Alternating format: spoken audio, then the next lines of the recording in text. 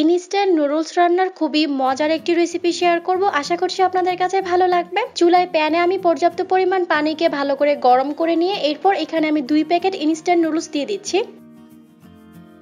কয়েক মিনিটের মধ্যেই নুডলসটা খুব ভালো করে সিদ্ধ হয়ে যাবে। এরপর এইভাবে পানি ঝরিয়ে এটাকে তুলে নিয়ে সাথে সাথে নরমাল পানি দিয়ে একটু ধুয়ে নিতে হবে।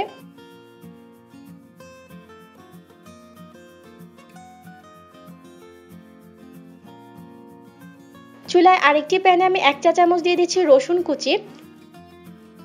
হালকা একটু নেড়েচেড়ে এখানে আমি 2 টেবিল চামচ দিয়ে দিচ্ছি পেঁয়াজ কুচি।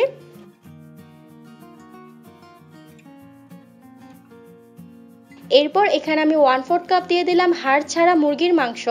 মাংসগুলোকে আমি একটু ছোট সাইজ করে এইভাবে কেটে নিয়েছি। পেঁয়াজ রসুনের সাথে এই মাংসটাকে আমি নেড়েচেড়ে একটু ভেজে নেব। মাংসটা নাড়তে নাড়তেই কিন্তু খুব ভালো করে কুকড হয়ে যাবে। স্বাদমতো অল্প কিছুটা লবণ দিয়েছি।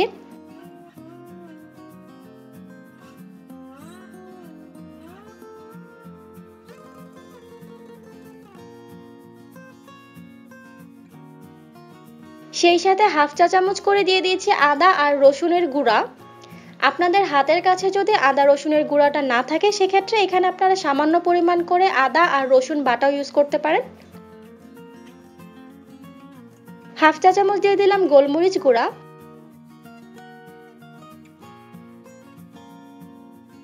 হাফ চা চামচ দিয়ে দিয়েছি লাল মরিচ গুঁড়া।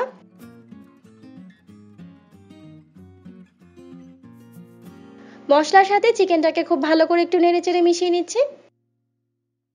চিকেনটা কিন্তু অলরেডি সিদ্ধ হয়ে গিয়েছে। মশলার সাথে যখন চিকেনটা খুব ভালো করে ভাজা ভাজা হয়ে যাবে এরপর এখানে আমি 2 টেবিল চামচের মতো দিয়ে দিয়েছি ফ্রোজেন করে রাখা ফুলকপি।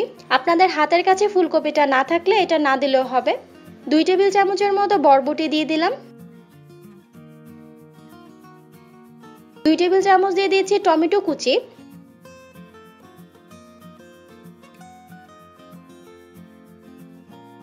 ফুলকপি বরবটি টমেটোটাকে এখানে চিকেনের সাথে আবারও নেড়েচেড়ে ভালো করে ভেজে নিতে হবে।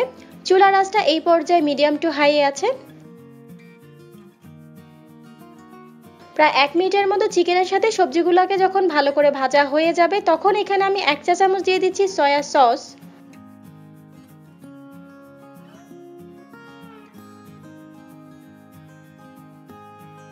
এক টেবিল চামচের মতো দিয়ে দিলাম টমেটো সস। সসগুলোর সাথে আবারও সবকিছুকে খুব ভালো করে মিশিয়ে নিচ্ছি। মিশানো হয়ে গিয়েছে। এখন আগে থেকে সিদ্ধ করে রাখা নুডলসগুলো দিয়ে দিচ্ছি।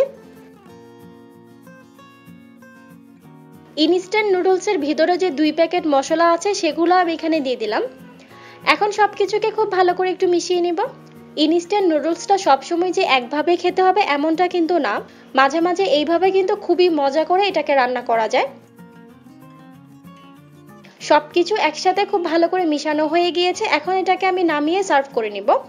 ইনস্ট্যান্ট নুডলসের এই ঝটপট রেসিপিটা আপনাদের কাছে কেমন লেগেছে কমেন্ট করে আমাকে অবশ্যই জানাবেন। আজ এই পর্যন্তই। সবাই অনেক ভালো থাকবেন। আল্লাহ হাফেজ।